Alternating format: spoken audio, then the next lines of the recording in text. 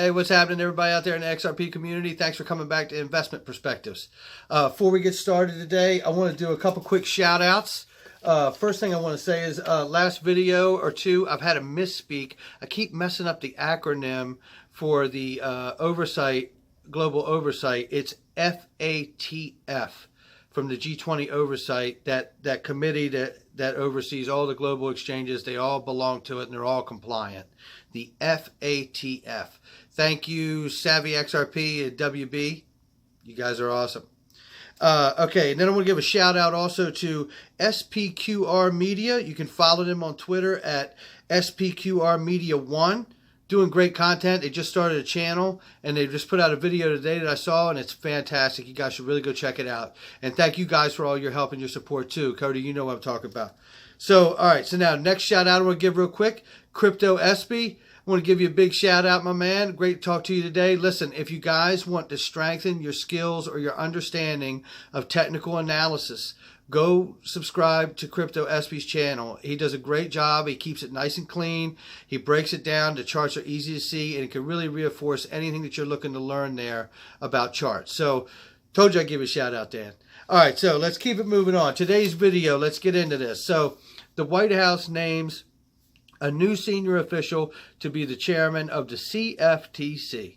Okay, so that's important for us as XRP holders. Why?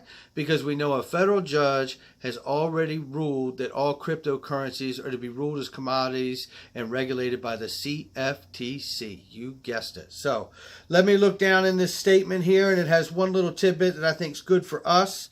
And it says, he will be an effective chairman and will be well suited to continue the work of transitioning the CFTC into the 21st century digital regulator that balances concerns over systemic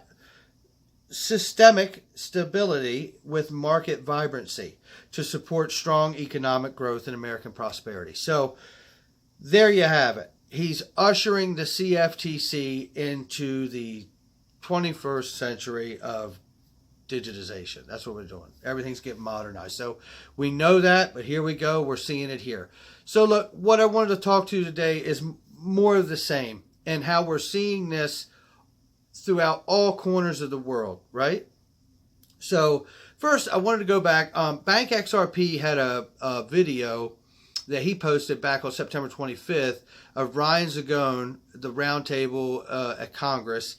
And he had a statement that he made, and there was a couple lines in there that just really, really hit, and I wanted to share them.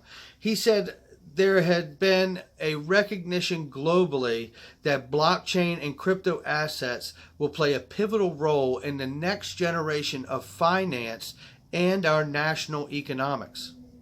Now, I take that as into every different nation's economy, right? Whether it be through retail or through back end, like we always talk about with XRP, and the possibilities of it being used to run all the transactions of the global payments of the world, right?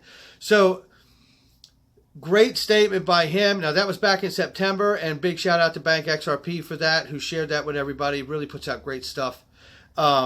But that was back in September, but yet it sets the tone, because I don't think that was a live event. I think we had to get that after it had happened.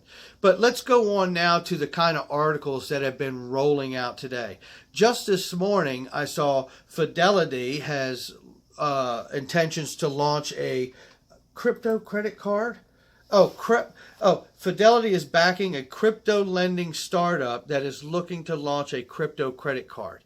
When I read further into the article, it says actually they're looking to start a credit card that offers crypto as reward points, just as you would get like airline points. So really great. I think we're starting to see, how it is already starting to bring itself in and work its way into the traditional markets through traditional products. This is enormous stuff, because you see it all being fused together. Okay, so let's keep it going. Another article, and I'm not going to read all of these or what have you, but the article here, we all heard about Ripple to lay X-current base in India. Industry players talk about partnership. When I got down into this article, I think we all heard about Currencies Direct working in India. And it looks like that is going to be an enormous gain for XRP and Ripple, because if I'm not mistaken, India is either the largest remittance country in the planet or almost. I mean, they do an enormous amount of remittance, global remittance payments from that country. So fantastic news there. Let's keep it going. Look at another one. Okay, another corner of the world. The UAE Central Bank, Saudi Arabia, to develop joint cryptocurrency for the interbank transactions. The UAE Central Bank, that's, in Saudi Arabia, they're for them to, these are massive moves. Let's face it. This is not a small thing. Okay. Exchanges are not a small thing, but this is way bigger than exchanges. We are seeing the paradigm shift take place right before our eyes. And I'm noticing now more than ever, the articles are changing to really paint that landscape. Let's keep it going, what we're seeing here. So Ripple expands into the Middle East. Almost 200 banks and financial institutions are now on RippleNet. Well, guess who said that? Dileep Rao. I'll tell you something. We're starting to love Dileep Rao around here. He says some really, really great stuff. That guy's all right, isn't he? So, fantastic news here. I mean, for him to say that and just, obviously we don't know who they are, but we're not talking about small things here, right? We're talking about enormous relationships. So, and partnerships, excuse me. So now, here's the other article that I saw that I found interesting. Reuters. IMF warns storm clouds gathering for global economy. Oh, you mean the same IMF that was pounding the ground talking about how digital currencies are going to save the planet? That IMF? This is getting interesting, right? I think this is it. We're seeing all of this fall into place. This is what's taking place. We're holding, obviously an amazing asset that is going to run the world. I mean, the transactions for the world. So, okay. So now here's the question here I wanted to put forth to the community here. We see all of this information. Oh, and by the way, shout out to Alexandre Dreyfus. He posted an article that showed that France is just committed to launching 500 million euros over the next 3 years to become a blockchain nation. Go France.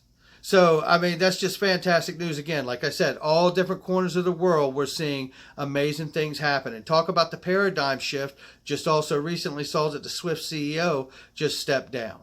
Huh. Well, that's incredible timing, isn't it? Look, guys, it's happening right before our eyes. But let's ask this question now, and I want to put this out here for you guys to respond to. Now over 200 plus exchanges, we have to ask ourselves, is the goal just to get on exchanges, or is the goal what Chris Larson said, globalization? If it's globalization, we can go back to the video we did about the G20 summit and the FATF, right? And about how the possibility exists because all of the exchanges are globally compliant. If they deem or classify the coin in such a way that it's as special as they say it is, they could choose to make it the base currency for all of the exchanges across the globe. Why? Because it's faster, better, cheaper, and more secure. And I got news for you. This is business. And that's exactly how you get to do business with other people. So here's something I wanted to show. I actually have a little diagram I want to share with you guys. And just to let you know, I didn't go willy-nilly on this thing. I consulted the Topography Institute out of Washington, D.C. to scale. So let's get a look at it. Look at that beauty right there. All right, I got to get rid of my face for a second. But here's the deal. It's an illustration just to see this, right? We know the exchanges around the globe, okay? We know that XRapid, if it were to be the base, ties into the XRP ledger. The red line is your interledger protocol. Green line, distributed ledger technology. XRP ledger in the middle. This is the fabric and the netting of the new Internet of Value, right?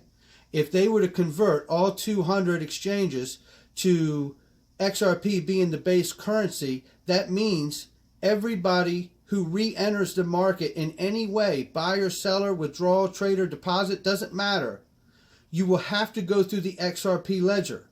And I'm pretty sure you could also refer to this as globalization, like Chris Larson does.